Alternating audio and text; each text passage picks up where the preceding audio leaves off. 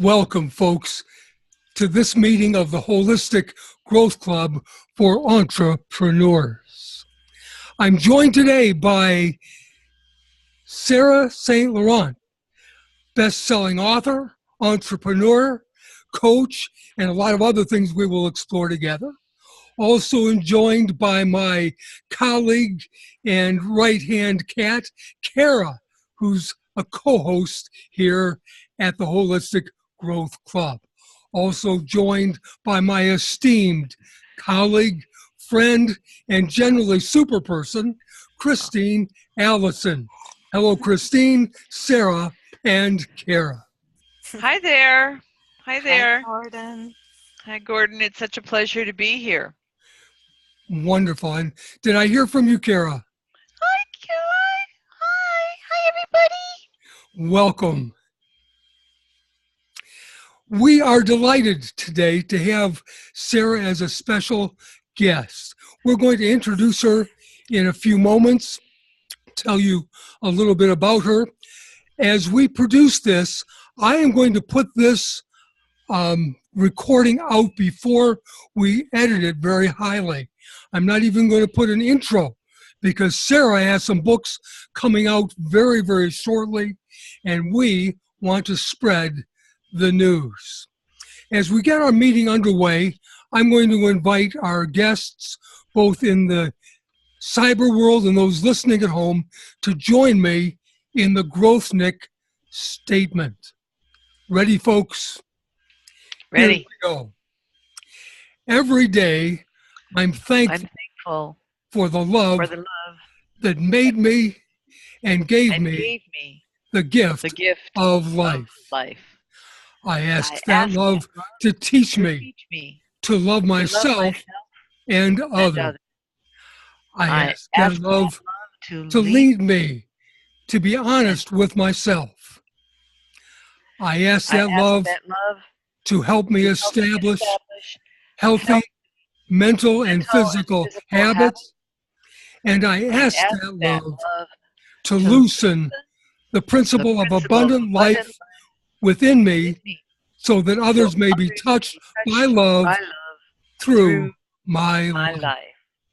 Thank you, Growthniks. I want to forthwith start letting you know about our esteemed guest this afternoon. Sarah is a best-selling author. I met her through the self-publishing school. She's getting ready to launch another couple of books in a couple of weeks. Let me just tell you a little about them first. Her first book was Energy Healing Made Simple, written by Om Kitty. And I am fascinated by that and will want to hear more about Om Kitty. She is coming out in a few weeks with Awakening Sexy Shakti, Book 1, and Awakening Sexy Shakti, Book 2. And we are excited about them. When Sarah first started telling me about these books, I was excited because I enjoyed her first book. She said to me, Gordon, my books are a little spicy. Because she's interested in yoga, I thought she meant Ayurvedic herbs, holy basil, perhaps some curcumin. But then I downloaded her books, and I want to show you my Android device on her book. Hopefully, we've sold a few more books for you, Sarah. Besides that, I want to just mention that spicy they are, but salacious they are not. Sarah, you and I had some conversations about the deeper meaning of who we are as sexual beings and their place in God's love and plan for our life. Let me read a little bit of Sarah's press kit. The key to living my extraordinary life was finally deciding it was okay for me to want to seek my bliss, even if I did not have the approval of others. I want women's tools, processing, letting go of that which no longer serves them, the thoughts that limit you and create anxiety or that stuck feeling. The marks you wear the masks you wear to hide the real you from the world. The labels that you adopt to keep your life small. And the rules you think you're not allowed to break. Now, Sarah, I'm hunching those are great rules for women, but I hope you will include us guys too. You're definitely included, of course. Wonderful. She is also a Martha Beck certified life coach, a Reiki master. She gives seminars in second wind divorce coaching. Anyone who's slogged through a divorce knows about second winds. And also a very interesting one I'm anxious to learn more about, the F-Bomb School for Recovery from Narcissistic Relationships. Sarah, welcome. You've got a full life. Did I miss anything you'd like our folks to know about before we start in questions? Only that I'm an astoundingly happy mother of two gorgeous, beautiful girls that are as well seeking their bliss with gusto and are already master manifestors and on the path, and they are only 16 and 19 and they have got it going on. Fantastic. Yeah. Can't get any better distinction than that. I think that if I never did anything else, that would be fine because I did them. And I'm so happy. I'm a very pleased and overjoyed mom. Wonderful. We're overjoyed to have you here today. Thank you. Let me start off by saying how much I enjoyed your first book. Came out, what, a year ago? It did, just slightly over a year ago. Marvelous. Good memory. Yeah, and as I remember reading that, I think I remember reading something between the lines. It seemed to me as though there was something in you that said, I will not be constricted. I have a hunch that somewhere, someone in your life has denigrated you, not seen you for who you were, not accepted all you had to give. What happened? Well, Gordon, I'm a woman, so that goes without saying, right? Please help me understand that. I'm outnumbered here today. So does not go without saying. Yeah. So many people who don't get that. So please say. Go ahead. Yeah. And that's really the message that comes out in the next two books. I'm a woman. So historically, women are not seen or appreciated or respected or given the credence or the wherewithal to shine since time immemorial. Even a woman who apparently or appearingly seems to be well respected, maybe perhaps among her peers, but when she goes home, it might be a different situation, or how she was raised, it could have been a different situation, or in her children's school or any other setting, women are navigating multiple roles because we are the creatrix. So we are keeping all of the plates spinning. So even if we were to be appreciated and recognized in one area, that we're not, categorically being respected. And that is the story of women. And it's in our DNA. I mean, if you want me to take it further, like I said, I go into a little bit about this in book 1. But in the 2 books that are coming out, I have a lot to say about the fact that we need to take off our masks, and we need to be authentic, and we need to feel comfortable in our skin, and most importantly, we need to stop seeking the approval of others and go about our merry way, making our lives our one true life, which is one in being in alignment with benevolent love, just as your opening statement speaks to so beautifully, by the way. I like that a lot. But we're programmed as women to not only constantly be doing and doing for others and doing it faster and doing it better and doing more and becoming overgivers, to the point that we are suffering physically, mentally, emotionally. Women are drinking and taking mood-altering medication at a greater rate than ever, even though we are stepping into this more, you're seeing more people seek the path or journey of enlightenment through different venues, but that doesn't mean that they're not medicating themselves. And women are worn out and frazzled. They're exhausted. That does sound exhausting. It is exhausting. And that was my story. I was the ultimate people pleaser. I don't use that term too often. What I prefer to say is approval dependent. And Kitty spoke to that in the first book.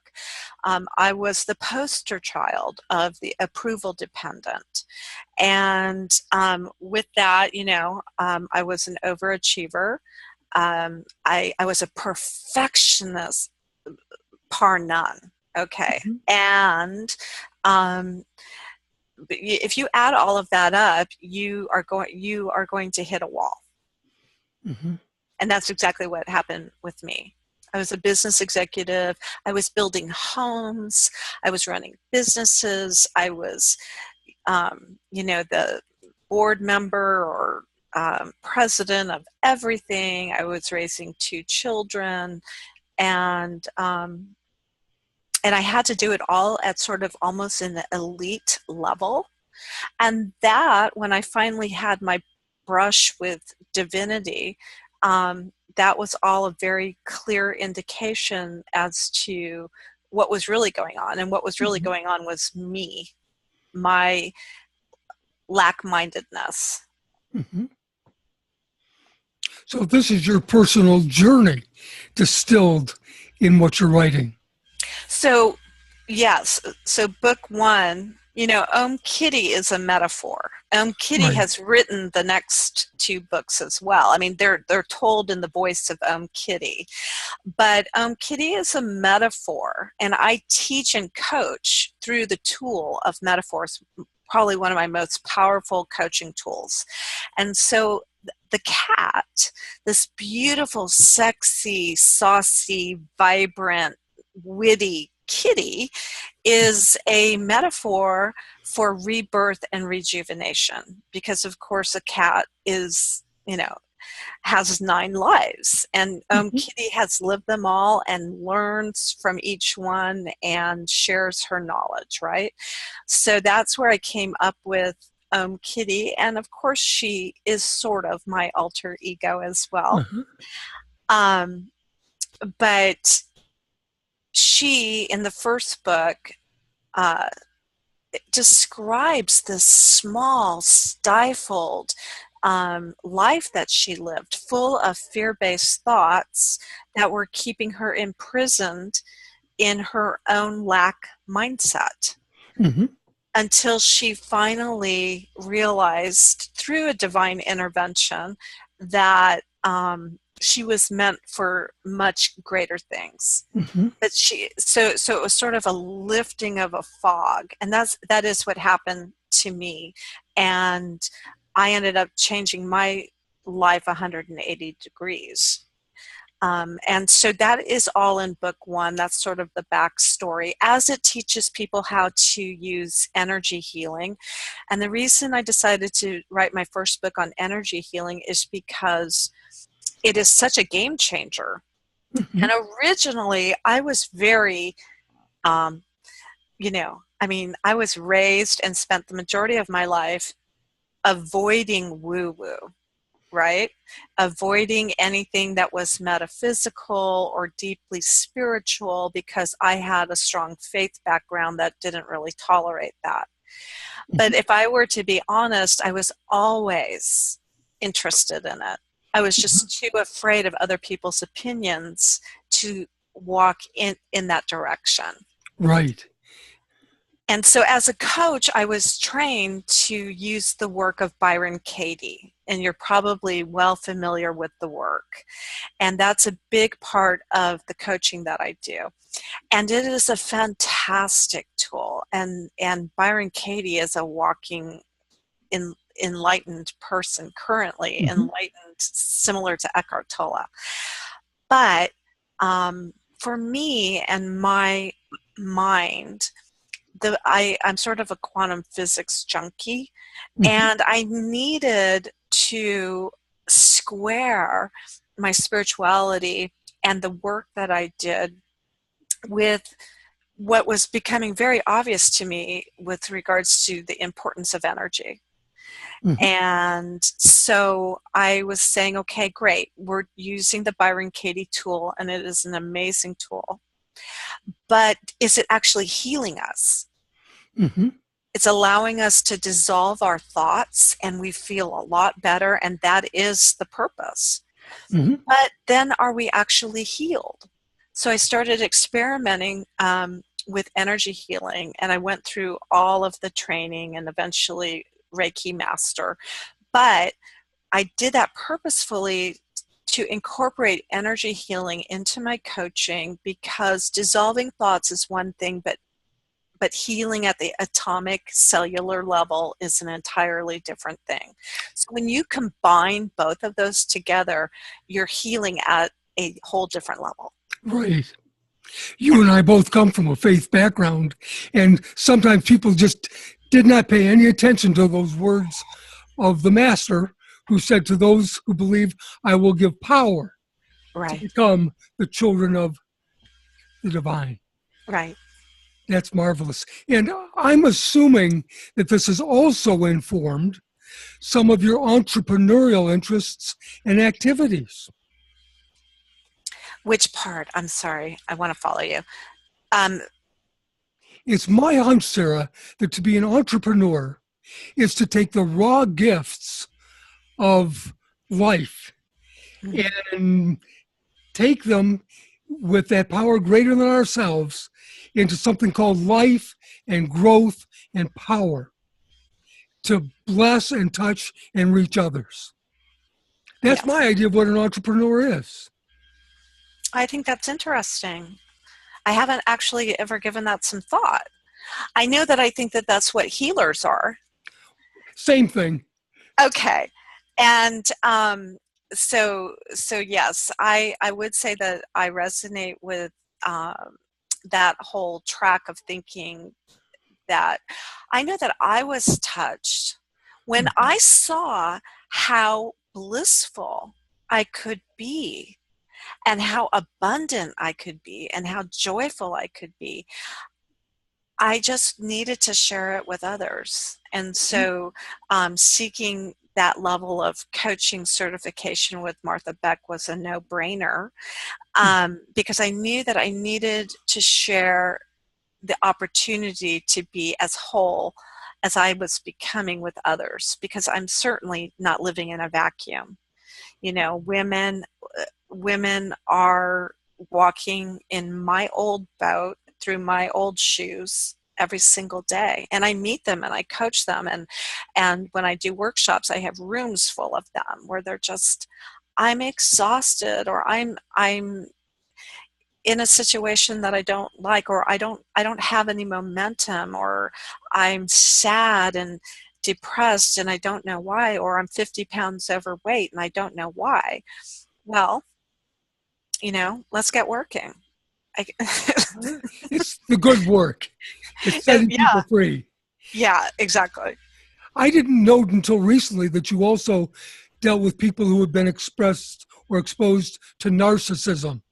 And looking at you, is this really a person who had someone trying to put you down, denigrate you, devalue you? This person I'm looking at, is that part of your history? Oh, yeah. Yeah. Uh-huh. Uh-huh. And in my narcissistic recovery program is called Welcome to the F-Bomb School. And I named it that because F-bomb is spelled EF-bomb for emotional flatlining. Because when you are gaslit and abused by a narcissistic personality, which is a dark personality, for a long period of time, the injury is unlike anything that you can explain to somebody who has never experienced it. They would have no clue. There's post-traumatic stress disorder. This is complex post-traumatic stress disorder. And it is incredibly debilitating because you walk away. If you're lucky, you walk away from the relationship wondering, what did I do wrong? Do you see the problem there? And it had to be you, of course. So because even though you're walking away, or you're running away, hopefully, or you've been left behind, you're going to think, what did I do wrong? Now, in my case, I wasn't saying to myself, what did I do wrong? My debilitating mindset was, why the hell did this take me so long? Why would it take me a quarter of a century to wake up? And that's the crux of the issue. People do not understand that it is subtle and inimical. It is subtle, and it's so dangerous. And in fact, Martha Beck refers to the narcissistic personality disorder as the master of the dark arts. And a lot of people don't understand that there are three personalities. There is the psychopath, there is the sociopath, or the antisocial, and there is the narcissist. Those three personalities make up the cluster B personality, as found in the DSM-3. Those are the three disorders that are non-treatable.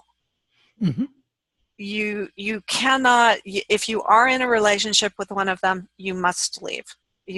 There's nothing else for you to do. There's no medicine for these people. There's no therapy.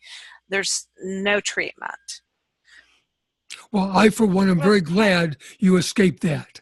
Christine, you go. Well, I was going to say, in order for anyone to be treated for anything, they have to recognize that within themselves they want to make a change. And for the three that you have just described, that doesn't exist within them, which is exactly what the deep and difficult piece of that is. And like Gordon said, it's wonderful that you have been able to walk away from that and are now in a position to teach from what you have learned others who are in such a situation.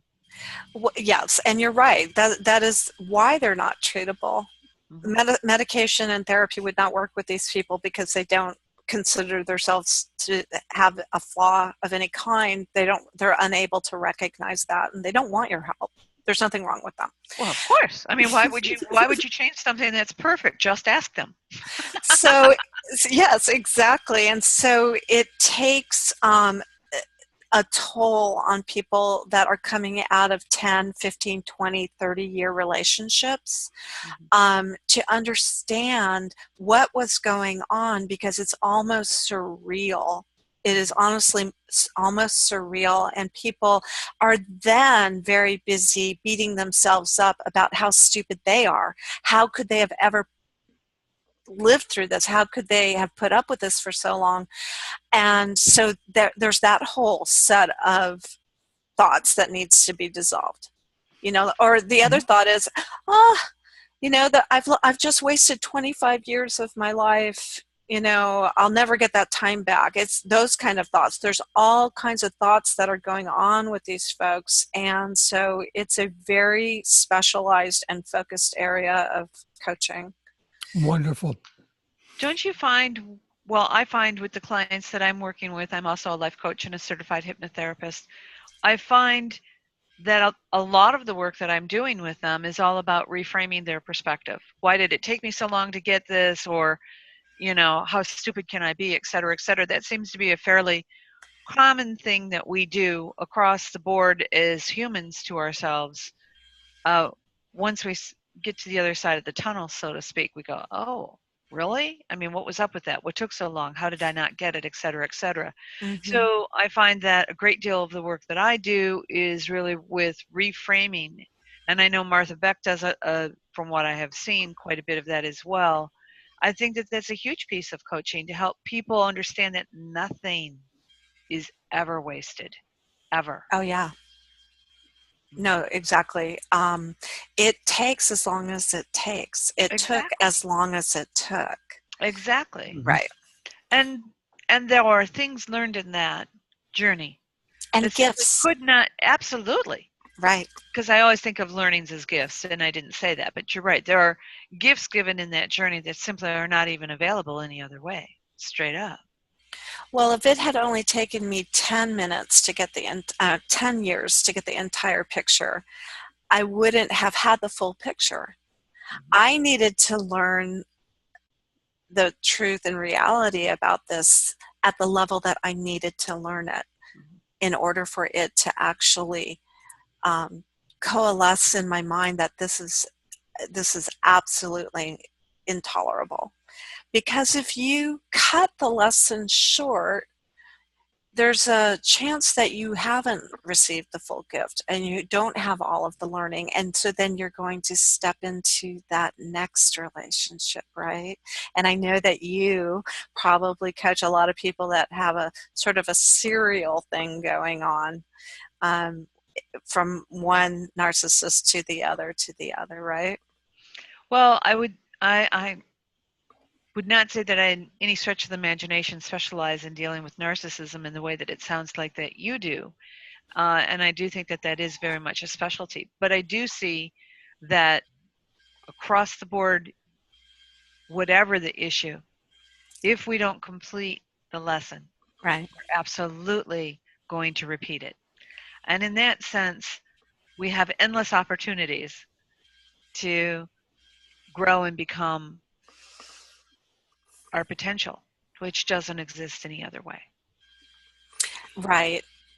And then I would also say that an important part of my coaching with regards to women in that respect is walking them through Dr. Clarissa Pinkola Estes' book, Women Who Run with the Wolves. Mm-hmm. And in fact, I have a curriculum that I developed based on that because, as I'm sure you've read that book, and I don't think I've met a woman who hasn't read that book. and it should be required reading. Mm-hmm. But, she tells the Bluebeard story, right? And the Bluebeard is the predator. But then there's the second character in the story, which is the inner predator. And that's the bigger part of the coaching, is the inner predator. Absolutely. Why are you putting yourself in the situation that you're going to attract these types, and why are you attracted to them? Mm-hmm. Right? And so with that, and reading that book, you come into an intimate relationship with the Jungian wild woman archetype. And so that is the basis for the Sexy Shakti books, is the wild woman archetype as described in Women Who Run with the Wolves. That's part of it. And so what I do with these two books is take this woman and introduce her to the concepts, because it's not a spicy sexual education book. It's spicy in the fact, with respect to the fact that I talk about female body parts. Okay, and so there's not salacious sexual writing in the book. It's really books about empowerment and confidence. You and I talked about this a little bit, Sarah. I am so glad for your deeper vision of the sexual aspect of who we are as created beings. I remember driving my daughter my stepdaughter to school about 10 years ago, there was a song on the radio. If I recall the words, it went something like, it's getting hot in here. Let's take off all of our clothes. Oh, yeah, I remember that song. And our culture, our society has a very constricted understanding of who we are as sexual beings. Right. That brings me to your understanding of Shakti. If you look it up in a dictionary, you're going to find some things about a primordial energy of sexuality, which is primarily feminine, and it deals with our creativity. Put that into some more, decode that for us. Put that in everyday understanding for us. That is my pleasure. Shakti in the next two books is again a metaphor, and I actually explain why it's a metaphor in the book. Shakti is a metaphor for femasculine energy. And I don't know if I've coined that. Somebody said I did. I don't know if I've coined that word, femasculine. But why I use it is this is all focused on the sacral chakra, okay? And in the sacral chakra, you have masculine and feminine energy. It is the domain of the masculine, feminine energy. There is no dualism. And anatomically, is going to focus on the women's womb, ovaries, uterus, and more than that, but those areas. And in the masculine, it's going to be in the same area, okay? And frankly, those body parts are mirror images, right? I mean, we learned that in Biology 101, what is a uterus for a male and what are ovaries for a male, right? So it is a femasculine energy. And what I describe with regards to sexuality in this book is the sacredness of sexuality, and to raise it to the level of beauty and alignment with God or Source is really what the penultimate desire really is.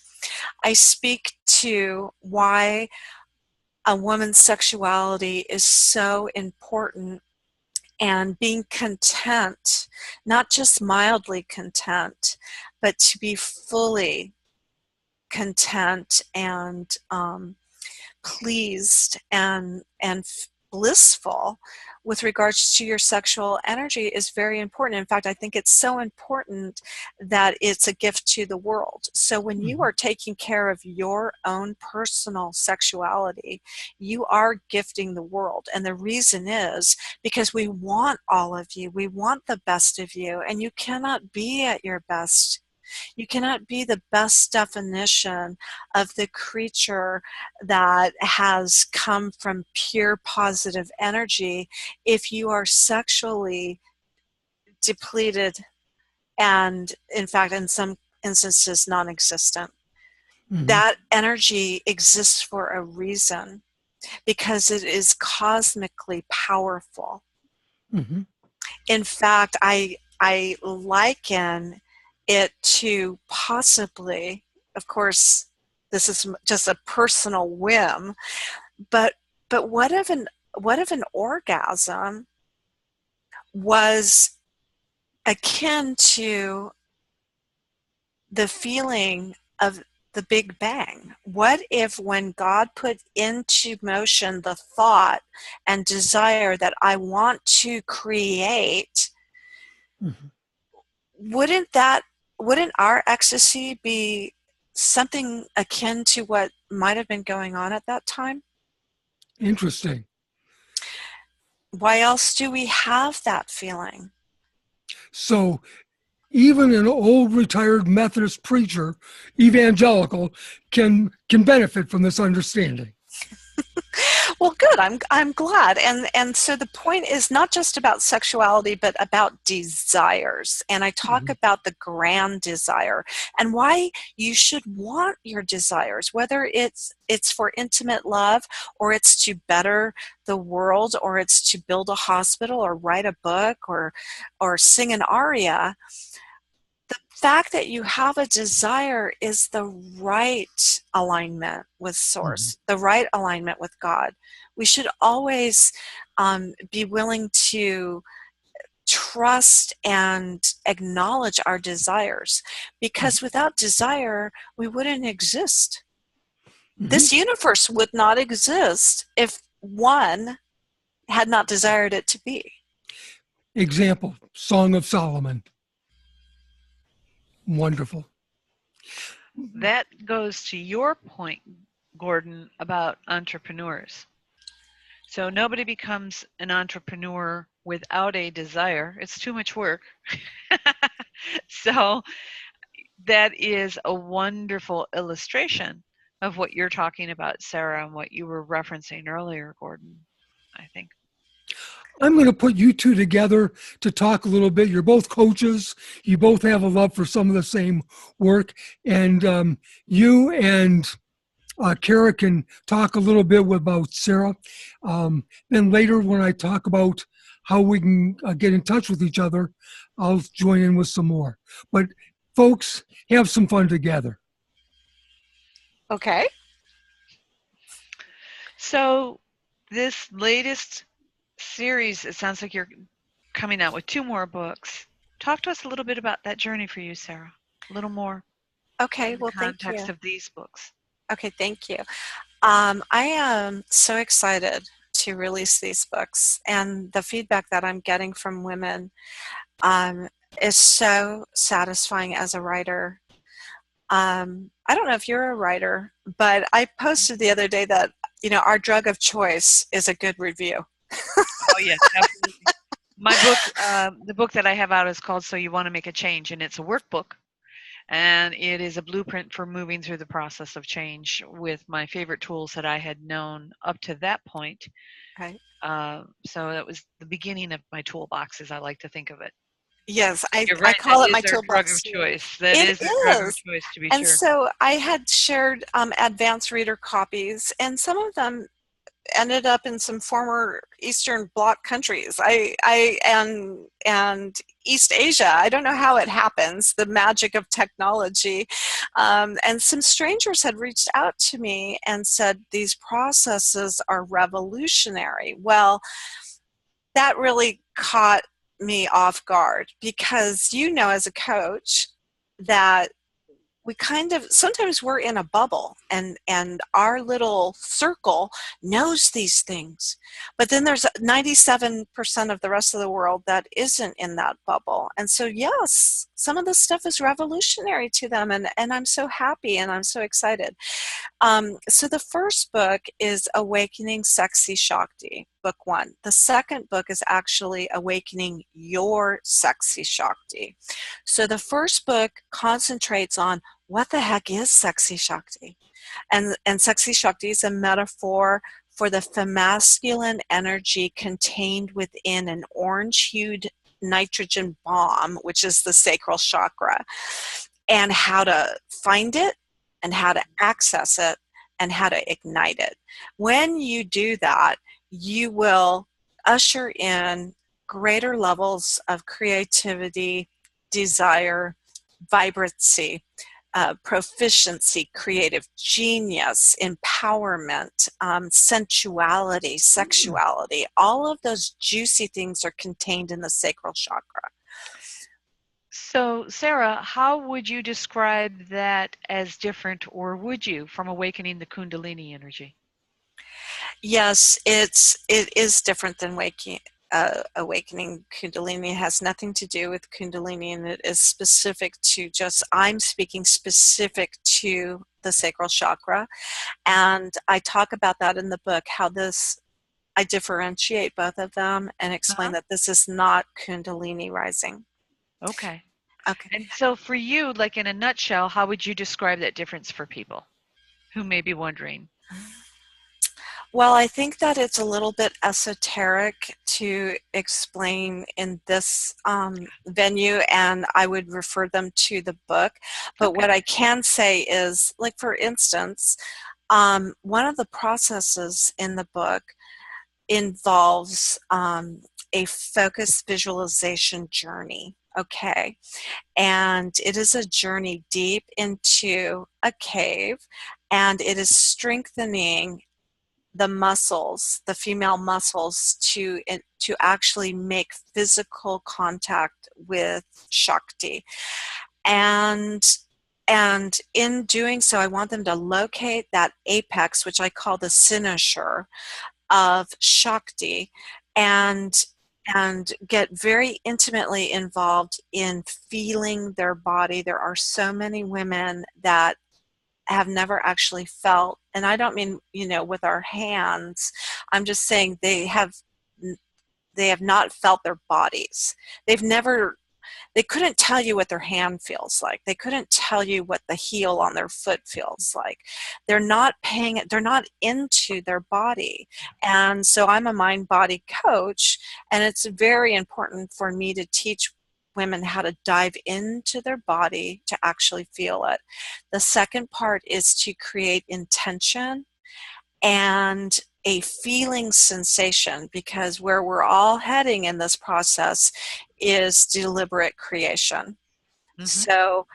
So that's what this book is really getting to, is the creation of deliberately creating the life that you want by the feeling sensations that you have and the intentions that you're setting. And so that's book 1. Book 2 is Awakening Your Sexy Shakti. So you take all of these tools that you've learned in these processes to actually ignite your Shakti. And in book 2, you're going to learn to master your sexual dominion like a goddess. And so book 2 isn't strictly about sexuality. It includes how to become confident. I teach women how to be confident for just 5 minutes. Can you do that? Because if you can do that, then you could do it again, and maybe again, and maybe next time it's going to be 7 minutes. So I let them know that they too can become confident, even if they've never felt confident in their life. I teach them how to go from yikes to yes, which is a process of feeling into fear and understanding that it may just be excitement, and to reframe, right? Yeah, reframe your thoughts around fear. Yeah, not just for women, but for men as well. I mean, we, especially in this society, are so trained to be all in our mind and to just discount everything else.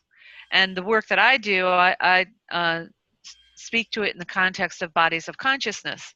And so I say, well, we have a mental body of consciousness, a spiritual body of consciousness, right, an emotional and a physical.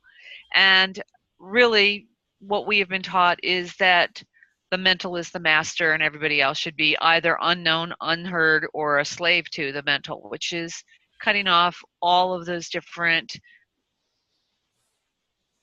absolute knowings from in each of those bodies of consciousness own arenas, and then about integrating them. So, to not be in your body is, I think, quite common. And I think we have extraordinary, unrealistic expectations of our bodies, both as men and women, and because we are so separate from them.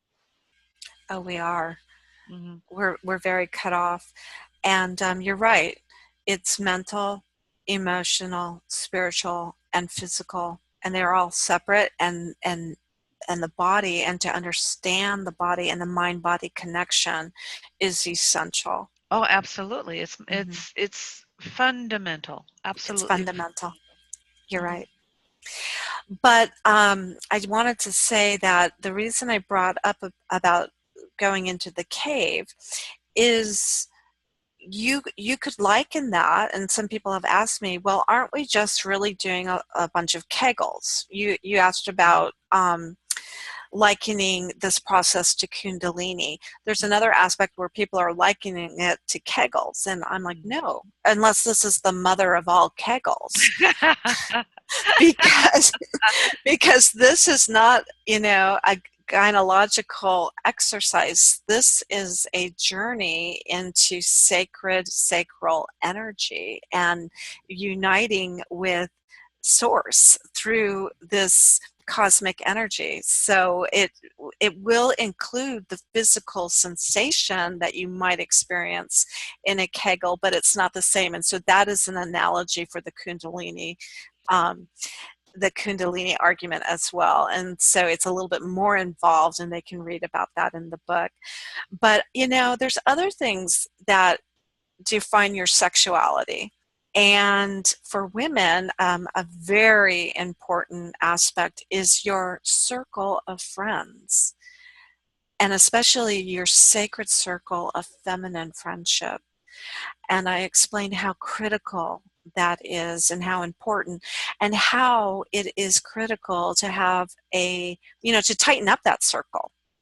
To tighten up that circle, because we need to be surrounded by women who uplift us, love us, praise us, steer us in the right direction, pull a shield out and guard us, have our back, be our best friends, drink a cup of tea, take a long car drive. I don't care what it is, but you need the sacredness of feminine friendship. That is as integral to your sexuality as anything else. And so in the book, I explain how to summon a goddess summit team, which so I talk about sacred friendship, and then there's another group, which is your sacred goddess team, which is your spiritual ally team of angel warrioresses, anyone that is your cosmic spiritual ally. I teach you how to call on this team and create this board of directors for immediate clarity and advice. And I also explain why you might want to create your own goddess manifesto. And so we sort of go through the process of doing that. So there's a lot of steps. Both books include, I actually did audio recordings for all of my visualizations and my meditations. So those are free downloads in the book as well. That's great.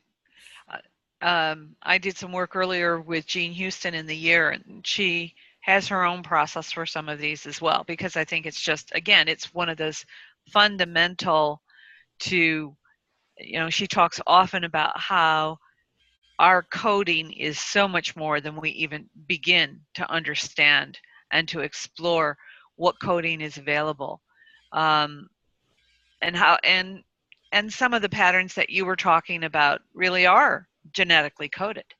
There was a time when, if you were called witch because the people in the village didn't like you, most especially the women, then that was the end of you. And then your children had no mother. And that's how that went. And sometimes they would kill the children as well. And that was the latest iteration of it. There were, as we know, historically, just iteration after iteration of that. It's the divine creator principle. And here we're talking about it in within the feminine context, but it's also true for men.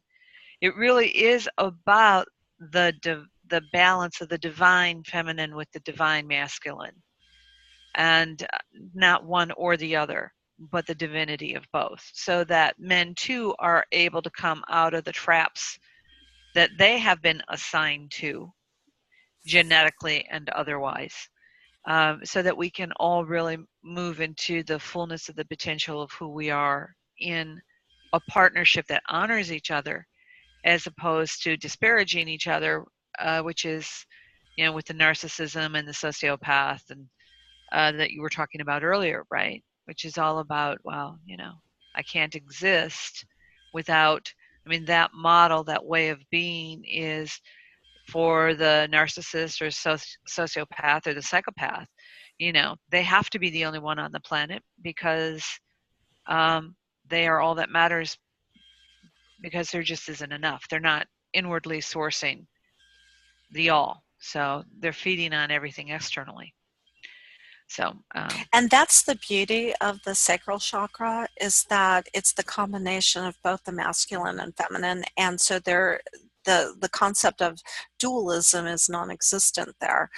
These processes can actually be practiced by men as well, and in fact, I explain in the book, what the male counterpart to that feeling sensation would be when you've actually said, oh, there's Shakti right there.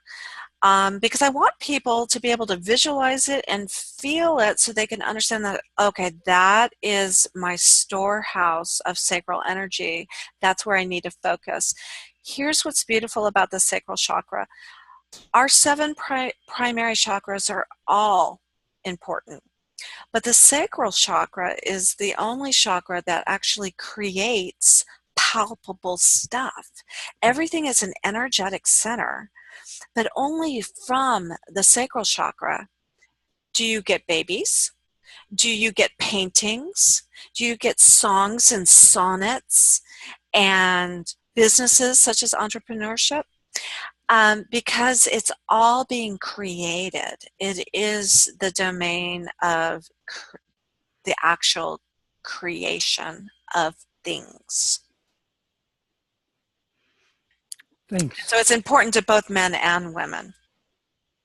You just made me feel better. Oh, boy. So I was going to say, so Gordon, jump on in there. Okay. Does Kara have some things she'd like to capiche with Om Kitty or with Sarah?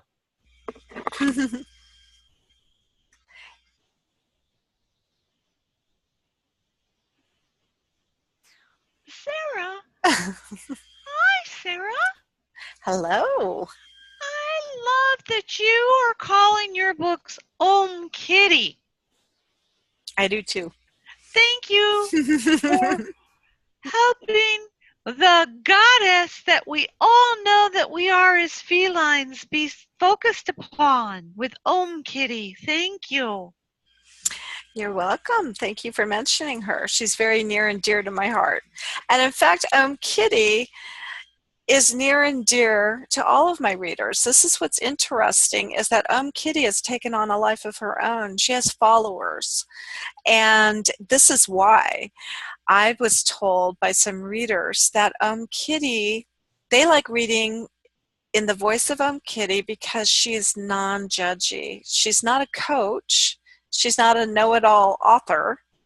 She is a warm, fuzzy, witty, loving, compassionate kitty that helps people feel comfortable. Sort of like, having a sleepover at your best friend's house. Yes. Well, I was also hoping you could give me a bit of advice. Oh, I'll try. Are you sure you need any? Well, there seems to be this Tom that's hanging around. And I was just wondering what you might suggest as to, how to take best advantage in a very beneficial way for both of us. Yeah, sometimes he can get a little too pushy. Toms can do that sometimes. Tomcats. Okay. A little too pushy? Well, do you have your boundaries in place? Oh, boundaries. Yes, I've heard people talk about boundaries. That's a good thing to talk about. Can you share more about boundaries? Well, thank you. Boundaries, essential criteria for any woman. The earlier you establish them, the better. And understand that your boundary is a line in the sand that you will not allow anyone to cross over. Well, I'm going to have to tell that Tom that and tell him to just back out of my little boundary. Sometimes he pushes a little too much. Thank you. You're welcome. Albert Schweitzer what you're speaking of, Sarah, reminds me of what Albert Schweitzer talked about when he said, at times our own light goes out and is rekindled by a spark from another person, and each of us has cause to think with deep gratitude of those who have lighted the flame within us.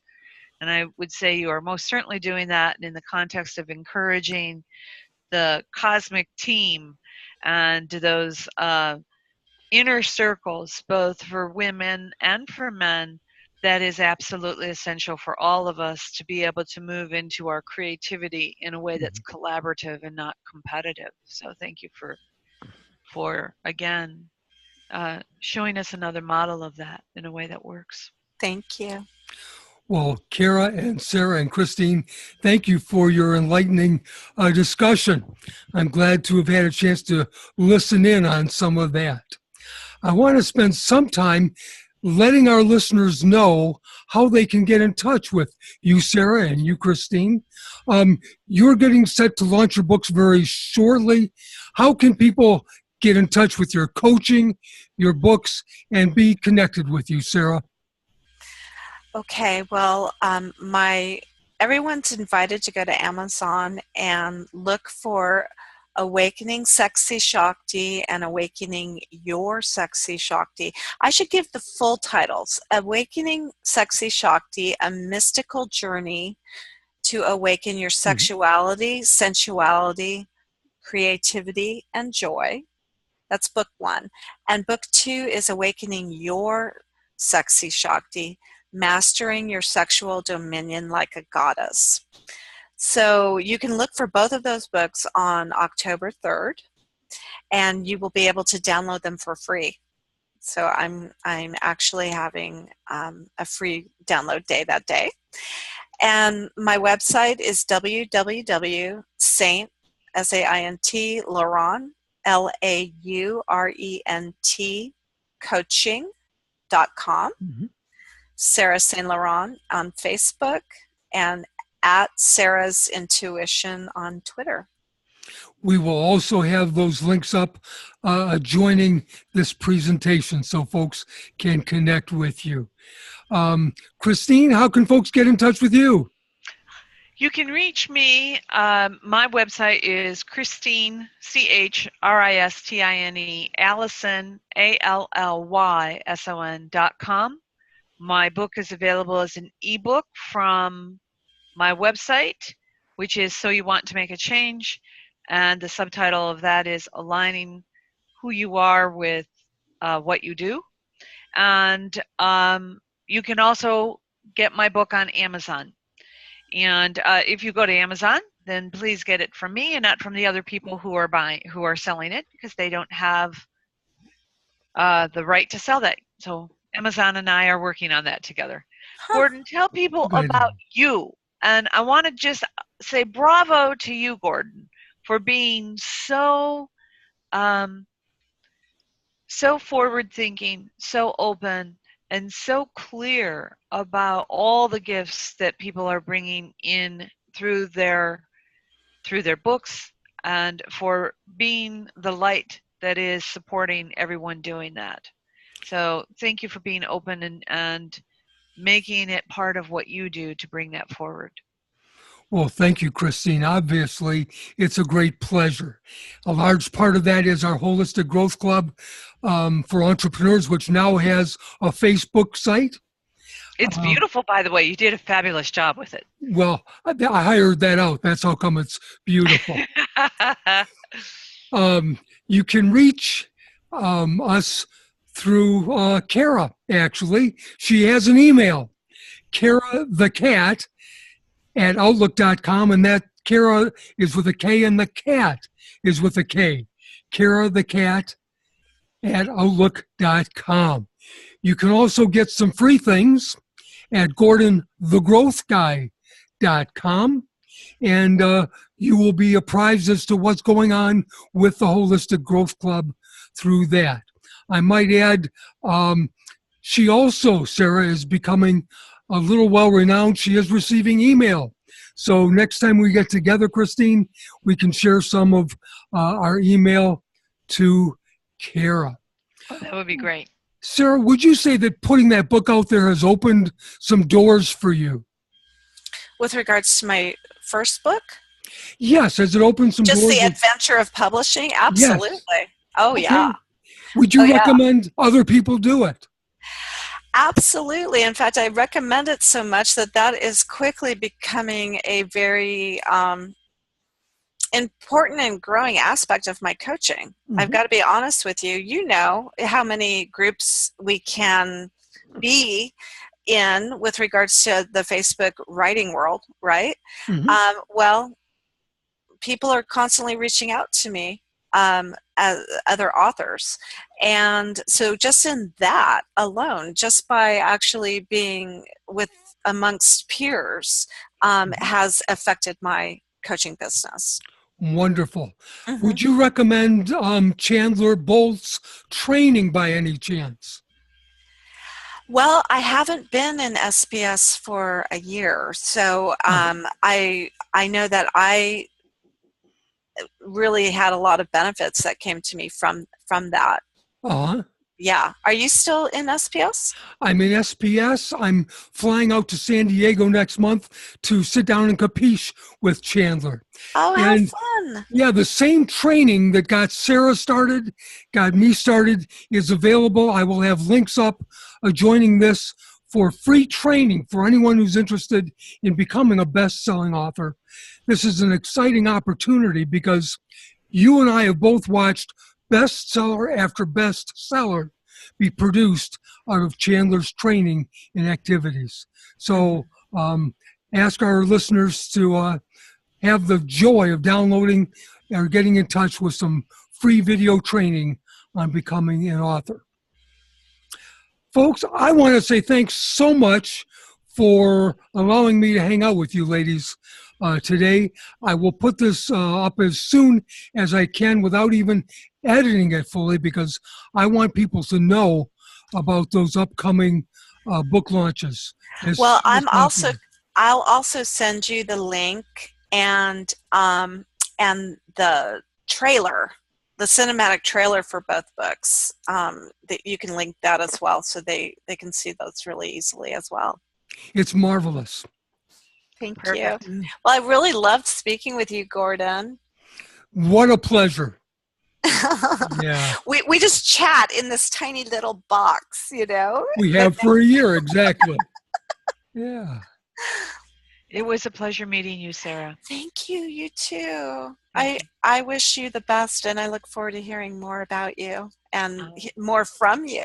Thank you. I look forward to staying in touch, and I'm certainly going to let my clients know about the work you're doing because it's profound work. So, thank you, Christine. Absolutely. It's an honor. Thank you. Mm-hmm. Well, thank you to both of you. God bless you. Good night. I'm going to turn off the recording, but if you'd like to stay around for a little while, you're also welcome to do that. God bless. I'm blowing you a kiss, Gordon. And it's coming back, my friend. Okay. Peace to you. Okay, peace.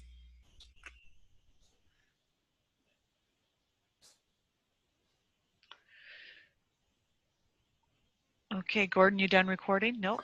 It should be. I hit end recording. No, red light's still on. Can't have a red light on. There we go. Oh, it's blinking, so I don't know if that means it's on or off. It's been a pleasure. I will leave the meeting. Thank you. I'll leave the meeting, guys. I'm going to leave the Blessings. meeting. Bye. Bye-bye. God bless. Bye.